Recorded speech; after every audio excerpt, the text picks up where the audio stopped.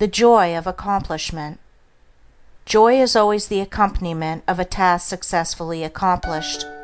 An undertaking completed, or a piece of work done, always brings rest and satisfaction.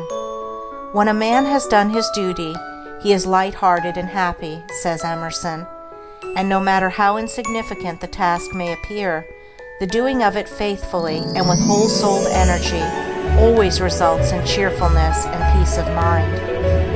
Of all miserable men, the shirker is the most miserable, thinking to find ease and happiness in avoiding difficult duties and necessary tasks, which require the expenditure of labor and exertion. His mind is always uneasy and disturbed. He becomes burdened with an inward sense of shame, and forfeits manliness and self-respect. He who will not work according to his faculty, let him perish according to his necessity, says Carlyle. And it is a moral law that the man who avoids duty and does not work to the full extent of his capacity does actually perish, first in his character, and last in his body and circumstances. Life and action are synonymous, and immediately when a man tries to escape exertion, either physical or mental, he has commenced to decay. On the other hand, the energetic increase in life by the full exercise of their powers, by overcoming difficulties, and by bringing to completion tasks which called for the strenuous use of mind or muscle.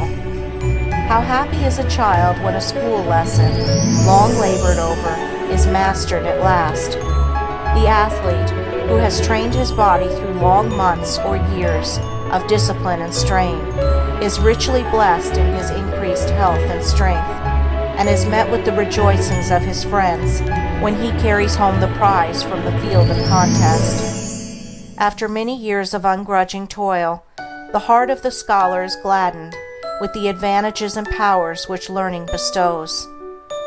The businessman, grappling incessantly with difficulties and drawbacks, is amply repaid in the happy assurance of well-earned success, and the horticulturist, vigorously contending with the stubborn soil, sits down at last to eat of the fruits of his labor.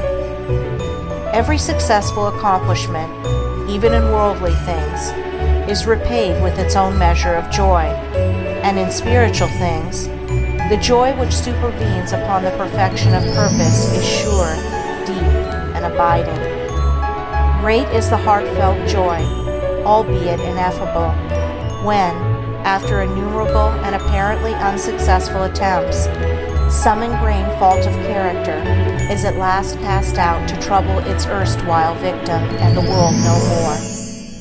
The striver after virtue, he who is engaged in the holy task of building up a noble character, tastes, at every step of conquest over self, a joy which does not again leave him, but which becomes an integral part of his spiritual nature.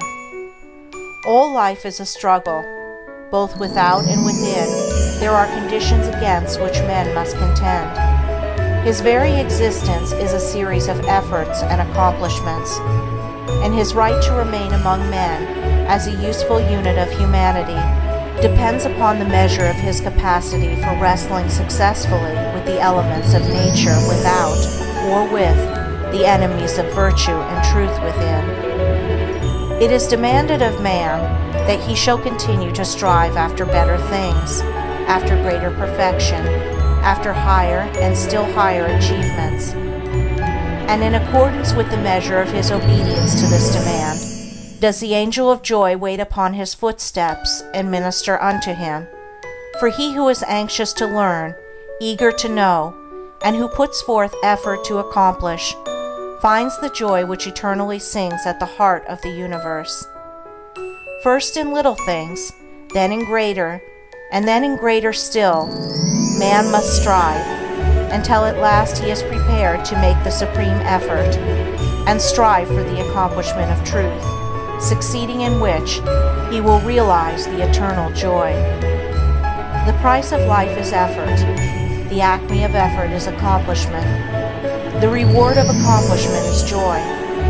Blessed is the man who strives against his own selfishness. he will taste in its fullness the joy of accomplishment.